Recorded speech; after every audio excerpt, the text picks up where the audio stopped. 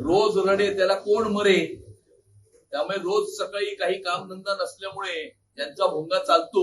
विशेष करून अमित शहा आता राजभवन चालतो. जेव्हा आपण पोलीस स्टेशन मध्ये जातो त्यावेळेला पोलीस स्टेशन मध्ये एक नॉन कॉग्निजिबल ऑफिस नावाचा प्रकार असतो. महाराष्ट्राच्या राजकारणातल्या नॉन कॉग्निजिबल आयटम बद्दल कुठल्याही प्रकारची प्रतिक्रिया देण्याची आवश्यकता मला वाटत नाही. रोज रडे त्याला कोण मरे. त्यामुळे रोज सकाळी काही कामधंदा नसल्यामुळे त्यांचा भोंगा चालतो. ते काही बडबड करत असतात, त्याला सिरियसली घेण्याची आवश्यकता नाही. टिपू सुलतानचा फोटो आहे तो उपमहापौरांनी मालेगावमध्ये लावलेला आहे, त्यामुळे पुन्हा एकदा नवीन वादाला आहे ती सुरुवात झालेली पाहायला. एक आंतरराष्ट्रीय दर्जाचं षडयंत्र हे संपूर्ण जगामध्ये सुरू असून जगातल्या काही शहरांचा ताबा घेण्याचा त्यामध्ये कट रचला जात आहे. पश्चिमी देशातल्या काही शहरांचा ताबा काही सेपरेटिस्ट, फंडामेंटलिस्ट, रॅडिकल शक्तींनी घेतलेला आहे. अशा प्रकारचे प्रयत्न मुंबई आणि महाराष्ट्रामध्ये सुद्धा होत आहेत. मुंबई आणि महाराष्ट्रातले काही राजकीय पक्ष आणि काही राजकीय नेते या आंतरराष्ट्रीय दर्जाच्या षडयंत्राचा भाग किंवा भागीदार या ठिकाणी झालेले आहेत. आणि त्यामुळे आपल्या आकांना खुश करण्याकरता, त्यांचे मकसद हासिल करण्याकरता काही लोक अशा प्रकारची काही वक्तव्य करतात. काही लोक म्हणतात की हम पुरे शहर को हरा कर देंगे. काही लोक टिपू सुलतानचा फोटो लावतात. परवाच मुंबईच्या महानगरपालिकेमध्ये एमआयएमच्या नगरसेवकांनी हिरव्या रंगामध्ये या ठिकाणी महानगरपालिकेमध्ये प्रवेश केला होता. आणि त्यामुळे अशा प्रकारची वक्तव्य करणं, अशा प्रकारची कृत्य करणं हे काही राजकीय शक्ती आणि काही राजकीय व्यक्ती करत आहेत. टिपू सुलतान ज्यांनी भारताच्या दक्षिण भागामध्ये मोठ्या प्रमाणावरती हिंदूंचा नरसंहार केला, हिंदू मंदिरं तोडली, हिंदूंची इल्लीगल कन्व्हर्जन्स केली, अशा प्रकारच्या व्यक्तीचं ग्लोरिफिकेशन करणं हा एक सेपरेटिस्ट एजेंडाचा भाग असून आंतरराष्ट्रीय दर्जाच्या कटकारस्थानाचा हा भाग आहे. परंतु मुंबई आणि महाराष्ट्राच्या जनतेने अशा प्रकारच्या सर्व कारस्थानांना एक चांगलं उत्तर हे महाराष्ट्राच्या विधानसभेच्या निवडणुकीत आणि महाराष्ट्राच्या स्थानिक स्वराज्य संस्थांच्याही निवडणुकीमध्ये दिलेलं असून अशा प्रकारच्या सर्व शक्तींना मुंबई आणि महाराष्ट्राची जनता येणाऱ्या काळामध्ये उकडून फेकल्याशिवाय राहणार नाही. एकीकडे तुम्ही बांगलादेशी संदर्भात भूमिका घेताय, त्याच ठिकाणी दुसरीकडे आदित्य ठाकरे असं म्हणतात की हा काय महापौरांचा प्रश्न नाहीये की बांगलादेशात हटवणं, गृह खातं नेमकं काय करतंय, तर फुटपाथ रस्ते हे दुरुस्ती करण्यासाठी खरं तर महापौरांनी लक्ष दिलं पाहिजे. त्यांनी स्वतः मुंबईच्या महानगरपालिकेमध्ये त्यांच्या पक्षाची सत्ता असताना कुठल्या गोष्टींकडे लक्ष दिलं किंवा मुंबई आणि मुंबईकरांकरता काय काम केलं किंवा मराठी माणसासाठी काय काम केलं हे त्यांनी गेल्या अनेक महिन्यांमध्ये कॅम्पेनमध्ये सांगितलेलं नाही. आजही ते सांगत नाहीत. बांगलादेशींच्या संदर्भामध्ये मुंबईच्या महानगरपालिकेमधून इश्यू झालेल्या फ्रॉडलेंट बर्थ सर्टिफिकेटच्या संदर्भातल्या मुद्द्याच्या संदर्भामध्ये ती बैठक होती.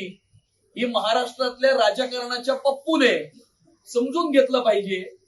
आणि कदाचित पप्पूला हे माहित नसेल की मुंबई महानगरपालिकेचं हेल्थ खातं हे बर्थ सर्टिफिकेट इश्यू करतं. आणि जर फ्रॉडलेंटली बर्थ सर्टिफिकेट इश्यू झाले असतील तर ते मुंबई महानगरपालिकेच्या हेल्थ खात्याशी संबंधित हा सब्जेक्ट आहे. आणि त्यामुळे हे त्यांना माहित नाही. त्यामुळे त्यांना ही माहिती मी तुमच्या माध्यमातून देत आहे. 20 तारखेला मुंबई महापालिकेतल्या स्थायी समिती अध्यक्षांची निवड होती. महापौर हे पण महिलांकडे राखीव झाल्यानंतर या पदावर आता पुरुष व्यक्ती नियुक्त करण्यात येईल का? भाजपचा विचार काय असेल या सगळ्या गोष्टींमध्ये? भारतीय जनता पार्टी शिवसेनेचे 118 नगरसेवक नगरसेविका या ठिकाणी निवडून आलेले आहेत. त्यापैकी एक नगरसेविका महापौर झाली, एक नगरसेवक उपमहापौर झाले. आता उरलेल्या 116 नगरसेवक आणि नगरसेविकांमधून मुंबई महानगरपालिकेची स्टँडिंग कमिटीचे चेअरमन यांची नियुक्ती होईल. सर, कायदा आणि सुव्यवस्थेचा प्रश्न पुन्हा एकदा ऐरणीवर आलेला पाहायला मिळतो. उरणचे आमदार असतील महेश पाटील यांच्या घराचे कोणता घेऊन दिलेले पाहायला मिळतात. दुसरी संभाजीनगरमध्ये संजय केनेकर यांच्या कार्यालयाच्या बाहेर एक पिस्तूल आहे ती बॅगेमध्ये सापडले, त्यामुळे कुठेतरी हे कायदा सुव्यवस्थेचा प्रश्न निर्माण होतो असं म्हणायचं. कायदा व सुव्यवस्थेचा कोणताही प्रश्न निर्माण झालेला नाही. या ठिकाणी अशा प्रकारच्या ज्या काही तुरळक घटना असतील त्याच्यावरती त्वरित या ठिकाणी पोलीस कारवाई करत आहेत आणि कायद्याच्या अधीन राहून जी कारवाई करायची आहे ती होत आहे. भाजपच्या आमदारांनाच कुठेतरी टार्गेट होते असं बघायचं का यातून? कायद्याच्या अधीन राहून पोलीस अशा प्रकारच्या घडलेल्या सर्व घटनांवरती कारवाई करतील. मुंबईतले अनेक उपखंड हे उपखंड माफियांनी नगर विकास विभागाच्या वतीने हे अनेकांच्या देशात बिल्डरांच्या हा गणेश नाईक यांनी केलेला आहे आणि एकनाथ शिंदे यांना टार्गेट केलं जात आहे. गणेश नाईक साहेबांनी जर काही गोष्टी या लक्षामध्ये आणून दिल्या असतील तर त्या गोष्टींवरती उचित स्पष्टीकरण हे सरकार त्या ठिकाणी देईल. साहेब, मुंबईमध्ये गेल्या 2-4 दिवसांमध्ये अतिक्रमण कारवाई फार मोठ्या प्रमाणामध्ये सुरू आहे. विशेषतः स्टेशनच्या परिसरामध्ये मोठ्या प्रमाणामध्ये सुरू आहे. म्हणजे काही सकारात्मक प्रतिसाद समोर आहेत, काही नकारात्मक प्रतिसाद येत आहे. मुंबई महापालिका आता भाजपाच्या ताब्यात आहे. मुंबई शहराचा प्रत्येक रस्ता हा मोहम्मद अली रोड करण्याचा प्रयत्न काही शक्तींचा आहे आणि त्यामुळे मुंबईकरांना मोठ्या प्रमाणावरती त्रास होत आहे. अनेक जिहादी, रेडिकल, फंडामेंटलिस्ट ज्या काही शक्ती आहेत, ज्या शक्ती बांगलादेश मधून पश्चिम बंगालच्या 2 जिल्ह्यांमध्ये येतात, त्या 2 जिल्ह्यांमध्ये येऊन त्या ठिकाणच्या सरकारचा सकारात्मक त्यांच्याविषयी दृष्टिकोन असल्यामुळे डॉक्युमेंटेशन तयार केलं जातं. त्या डॉक्युमेंटेशनच्या आधारावरती त्या 2 जिल्ह्यातनं ते व्यक्ती मुंबई शहरामध्ये येतात. त्या डॉक्युमेंटेशनच्या आधारावरती मुंबई शहरामध्ये डॉक्युमेंटेशन हे तयार केलं जातं. त्या ठिकाणी काही विशिष्ट भागांमध्ये मुंबई शहरातल्या लोकप्रतिनिधी अशा प्रकारच्या शक्तींची सहानुभूती ठेवणारे असल्यामुळे त्या ठिकाणी त्यांचे Aadhaar card, PAN card, voter card तयार केले जातात, त्यांना मतदान केलं जातं आणि त्यांना रोजगारासाठी अनधिकृतपणे रस्त्यावरती अशा प्रकारे पादचाऱ्यांना त्रास होईल अशा प्रकारे त्यांना धंदे लावून दिले जातात. अशा प्रकारच्या सर्व इल्लीगल इमिग्रंट्स जे अनधिकृतपणे या मुंबई शहरामध्ये आले आहेत, अनधिकृतपणे मुंबई शहरामध्ये राहत आहेत आणि अनधिकृतपणे मुंबई शहराच्या रस्त्याला त्यांनी विळखा घातलेला आहे, अशा प्रकारच्या सर्व अनधिकृत एलिमेंट्स वरती मुंबई महानगरपालिका कारवाई करेल. संजय राउत जी ने कहा है कि एनसीपी के मर्जर को लेकर कि एनसीपी का मर्जर होगा या नहीं ये बीजेपी डिसाइड करेगी, क्योंकि बीजेपी हम जब भी पुलिस स्टेशन में जाते हैं तो उसमें नॉन कॉग्निजिबल ऑफेंस करके एक उसमें होता है. महाराष्ट्र की राजनीति के नॉन कॉग्निजिबल आइटम के ऊपर प्रतिक्रिया देने की आवश्यकता मुझे लगती नहीं है.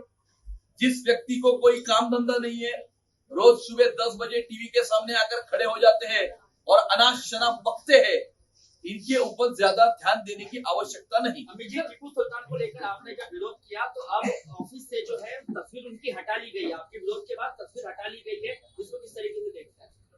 सबसे पहले तो अंतरराष्ट्रीय स्तर के एक षड्यंत्र का हिस्सा महाराष्ट्र और मुंबई के कोई राजनीतिक पार्टियां और राजनेता हो चुके हैं.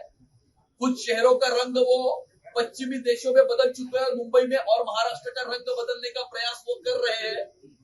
इस प्रकार के सारे अंतरराष्ट्रीय शक्तियों को खुश करने के लिए उनके साथ में भागीदारी रहने वाले सारी राजनीतिक पार्टियां और राजनेता जो है इस प्रकार के कुछ कृत्य करते हैं. कोई कहता है कि हम पूरे शहर को हरा कर देंगे, कोई टीपू सुल्तान की तस्वीर रखता है, तो कोई हरे रंग में लिपट कर मुंबई की महानगर पालिका में प्रवेश करता है. टीपू सुल्तान जिसने भारत के दक्षिणी भाग में बहुत सारे हजारों हिंदुओं का नरसंहार किया था, हिंदू मंदिर तोड़े थे, हिंदुओं का इलीगल कन्वर्जन किया था, इस प्रकार के व्यक्ति का ग्लोरिफिकेशन करके अपने आकाओं को खुश करने का प्रयास कुछ लोग कर रहे हैं. इस महाराष्ट्र में तस्वीर लगेगी तो छत्रपति शिवाजी महाराज की तस्वीर लगेगी, छत्रपति संभाजी महाराज की तस्वीर लगेगी, विश्व रत्न डॉक्टर बाबा साहब अंबेडकर की तस्वीर लगेगी. शाहू महाराज की तस्वीर लगेगी या ज्योतिबा फुले जी की तस्वीर लगेगी। यहाँ पर किसी भी टीपू की तस्वीर हम लगने नहीं देंगे। सर